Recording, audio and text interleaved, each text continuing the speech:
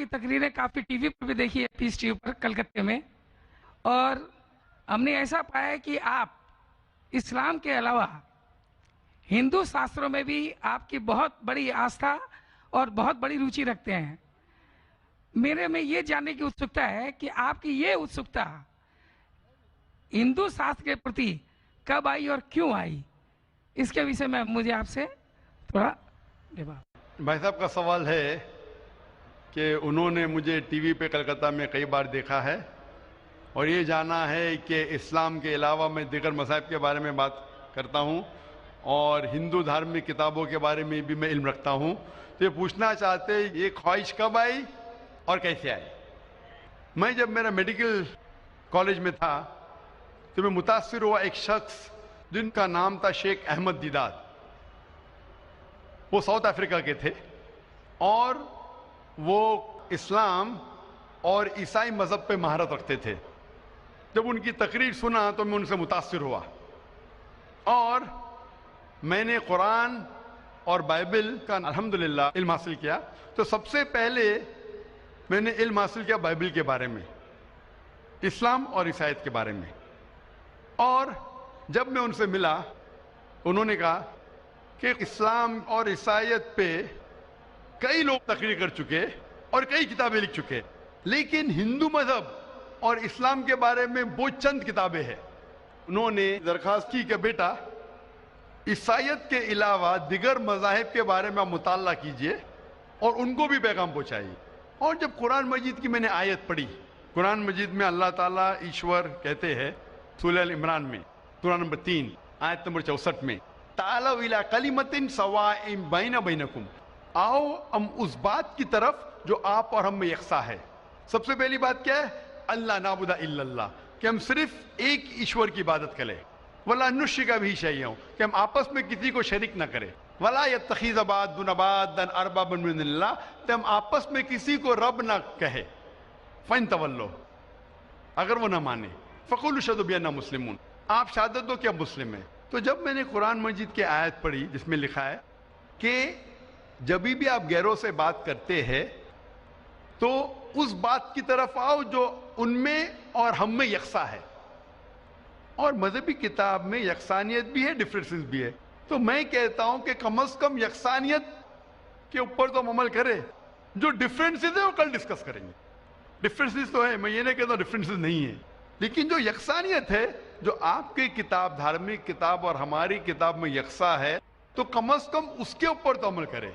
तो ये सोच लेके शेख दीदार से मुतासिर होके और कुरान मजीद की आयत सूरह नंबर 3 आयत नंबर 64 जब मैं मेडिकल कॉलेज में था मैंने शुरू किया ये मेरा मिशन। और फिर मैंने तहकीक करने लगा। ईसाईयत मज़हब का तो इतने अच्छे से मुताला किया था शेख अहमद दीदार ने कि मुझे ज़्यादा तहकीक करने की ज़रूरत नहीं पड़ी, लेकिन मैं तहकीक शुरू किया हिंदू मज़हब के बारे में। फिर मैंने हिंदू विद्वान की स्कॉलर्स की किताबें पढ़ने लगी और ढूंढने लगा क्या यकसा है। लेकिन कुरान मजीद में कहा गया है कि सबसे पहली बात है अल्लाह नाबुदा इल्लल्लाह, कि हम सिर्फ एक ईश्वर, एक भगवान, एक अल्लाह की इबादत करें। तो जब कुरान मजीद में लिखा है कि यकसानियत में सबसे अहम है कि एक खुदा, तो मैं ढूंढने लगा कि हिंदू मजहब के किताब में खुदा के बारे में क्या लिखा है। जब पढ़ने लगा तो मुख्तलिफ किताबें थे, मुख्तलिफ स्कॉलर्स थे। मुख्तलिफ स्कॉलर्स को पढ़ने के बाद पता चला कि एक होता है कि मजहब को जानना किताबों के जरिए और एक मजहब के मानने वालों के जरिए। कभी भी मजहब को जानने के लिए मजहब के मानने वालों को मत देखो, हो सकता है वो मानने वाले खुद नहीं जानते कि उनका मजहब क्या कहता है। तो मजहब को जानने के लिए सबसे बेहतरीन तरीका है कि मजहब की किताबों का मुताला करें। तो मैंने हिंदू मजहब की किताबों का मुताला करना शुरू किया, वेद का, उपनिषद का, भगवद गीता का, रामायण का, महाभारत का। जब मुताला करने लगा तो आम तौर पे जब हम पूछते हैं हिंदू से, सबसे पहली बात कि हम एक ही ईश्वर में माने। आम हिंदू से पूछते हैं कि कितने भगवान में आप मानते हैं, तो कुछ हिंदू कहेंगे 3, कुछ कहेंगे 100, कुछ कहेंगे 1000, कुछ कहेंगे 33 करोड़। लेकिन अगर आप एक विद्वान हिंदू से पूछेंगे जो अपने हिंदू मजहब का मुताला कर चुका है, मजहबी किताबों का मुताला कर चुका है, वेद पढ़ चुका है, तो वो कहेगा कि हिंदुओं को सिर्फ एक खुदा में मानना चाहिए। लेकिन आम हिंदू मानता है फिलॉसफी जिसे कहते हैं पैंथियज्म। आम हिंदू कहता है कि सब कुछ खुदा है, पेड़ खुदा है, चांद खुदा है, सूरज खुदा है, इंसान खुदा है, सांप खुदा है। हम मुसलमान कहते हैं सब कुछ खुदा का है, पेड़ खुदा का है, चांद खुदा का है, सूरज खुदा का है, इंसान खुदा का है, सांप खुदा का है। तो ये अहम फर्क है आम हिंदू और आम मुसलमान में। आम हिंदू कहता है सब कुछ खुदा है, हम मुसलमान कहते हैं सब कुछ खुदा का है। तो ये फर्क है सिर्फ का। अगर ये का के फर्क को मिटा ले तो हम हिंदू और मुसलमान एक हो जाएंगे। कैसा करना चाहिए? तालाविला कलिमतिन सवाइन बैना बैनकुम, आओ उस बात की तरफ जो आप और हम में यकसा है। तो जब मैं हिंदू मजहब की किताबों का मुताला करने लगा तो एक अहम किताब का नाम है उपनिषद। उपनिषद में लिखा है, Chandogya Upanishad, chapter number 6, section number 2, shloka number 1 में, एकम एविदित्यम, खुदा एक है, दूसरा नहीं है।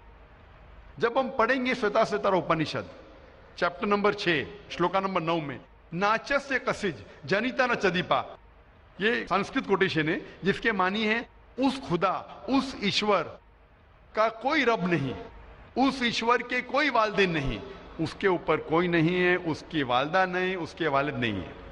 लिखा है श्वेताश्वेतर उपनिषद में चैप्टर नंबर 4 श्लोका नंबर 19 में, न तस्य प्रतिमा अस्ति, उस ईश्वर की कोई प्रतिमा नहीं।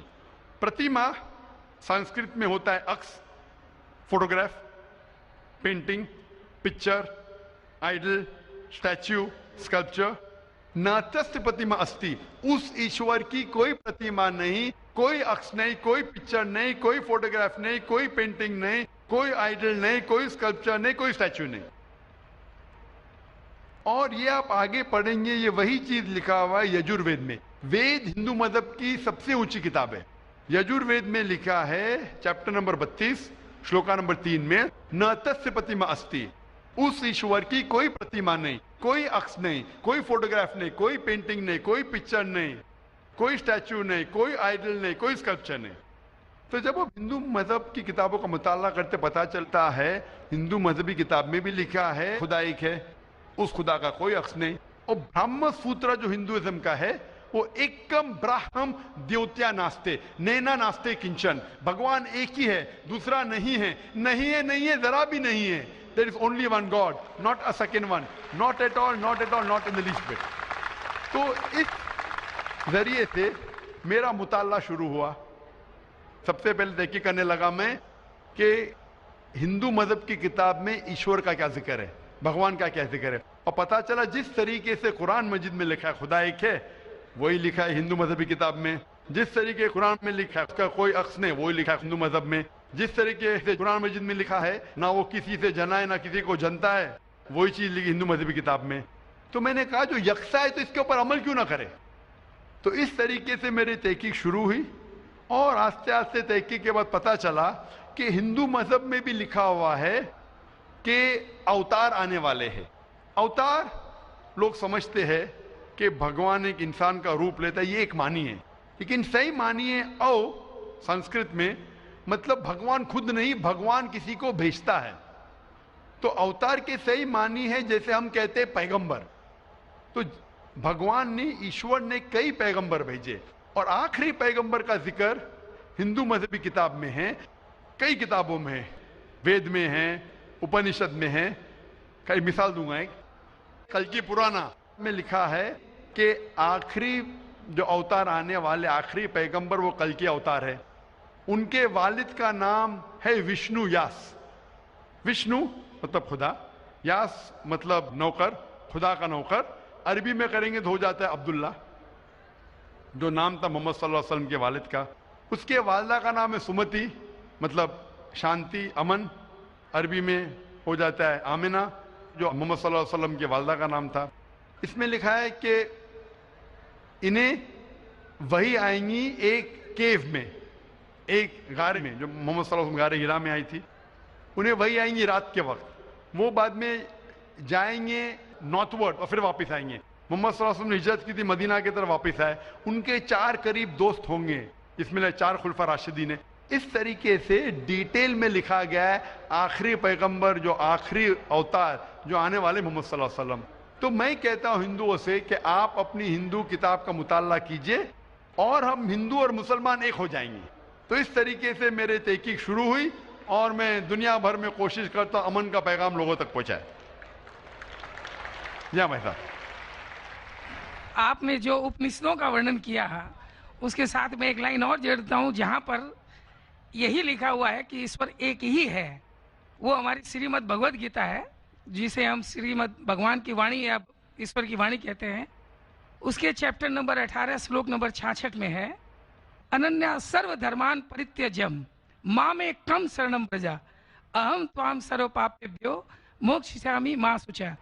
उसमें भी एक ही ईश्वर की ओर इंगित किया गया। तो आप जो कह रहे हैं एकदम सही और एकदम यथार्थ है कि हमारे हिंदू में एक ही ईश्वर की है, बाकी रूप हमने अनेक मान लिया है।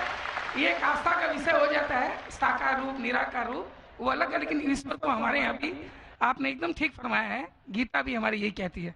धन्यवाद आपका।